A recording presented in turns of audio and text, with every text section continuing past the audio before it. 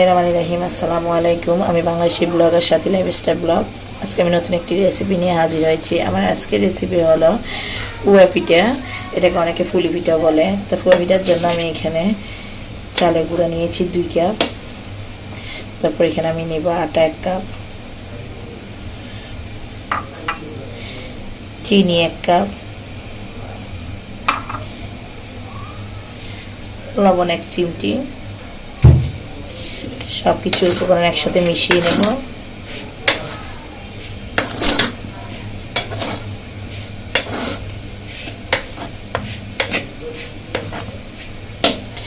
আমি এখানে গরম পানি নিয়েছি। আমি অল্প অল্প করে গরম পানি মিশাবো। পানিটা কিন্তু বেশি মিশাতে যাবেন না, আস্তে আস্তে করে মিশাবেন। এটার ডোটা কিন্তু একটু ঘন হবে, এটা কিন্তু পাতলা হওয়া যাবে না।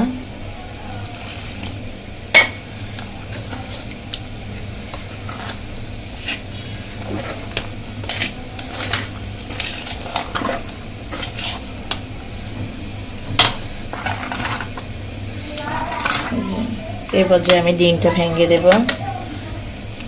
একটা ডিম দিব।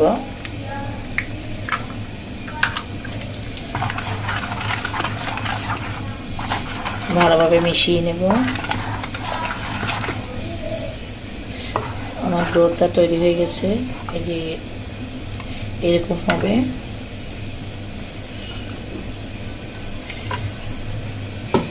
আমি একটি কড়াইতে তেল দিয়েছি। এখানে আমি পরিমাণ মতো তেল দিলাম। আমার তেলটা প্রায় গরম হয়ে এসেছে। এই পর্যায়ে আমি পিঠা দিয়ে দিব।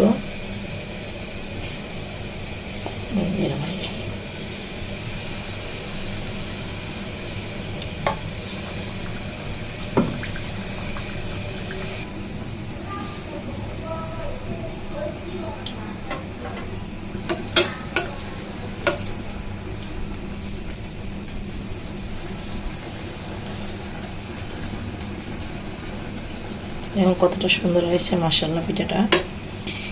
এভাবে যদি আমি যেভাবে বলেছি এভাবে ডোটা তৈরি করেন তাহলে প্রত্যেকটা পিঠাই কিন্তু এরকম ফুলকো ফুলকো হবে। আমার এই পিঠাটা হয়ে গেছে। এই পিঠা একটু কালার করে নিয়েছি, উল্টানো দিলে হবে। তারপর আমি একটা প্লেটে নিয়ে নিচ্ছি তেলটা ছেঁকে। এখন আমি দিয়ে দিব পরবর্তী পিঠাটি।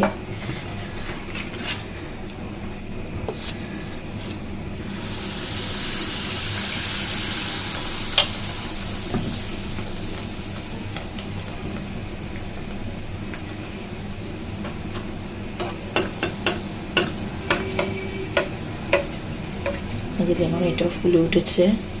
তারপর আমি আবার উল্টিয়ে দিচ্ছি, আরেকবার উল্টিয়ে দিব, আরেকবার উল্টিয়ে দিব। হয়ে গেছে। এইভাবে বানাবেন। দেখেছেন মাশাআল্লাহ আমার এই পিঠাটা ফুলেছে। আপনাদের বোঝানোর ক্ষেত্রে আমি আবার দিচ্ছি আরেকটা।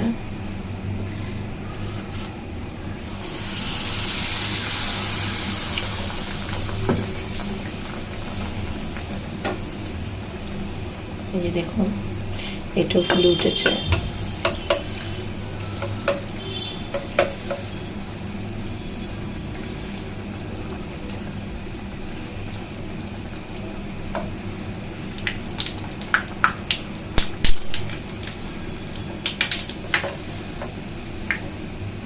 আমার এই পিঠাটা হয়ে গেছে।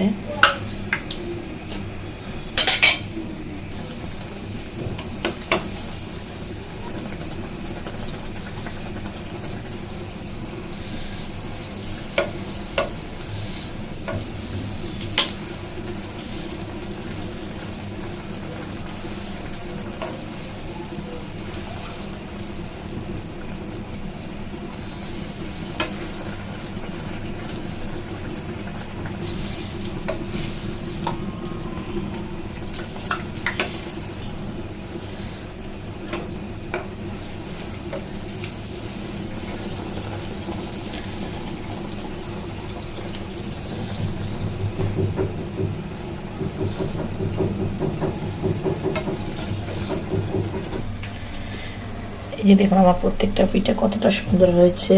আপনার বাসায় অবশ্যই এভাবে ট্রাই করবেন, দেখবেন আশা সবাই অনেক পছন্দ করবে। ছোট বড় সবাই। আমার রেসিপিটি যদি আপনাদের কাছে ভালো লেগে থাকে তাহলে আমার চ্যানেলটিকে লাইক কমেন্ট সাবস্ক্রাইব করে আমার পাশে থাকবেন। ভালো থাকবেন, সুস্থ থাকবেন। আল্লাহ হাফেজ। কতটা সফট হয়েছে।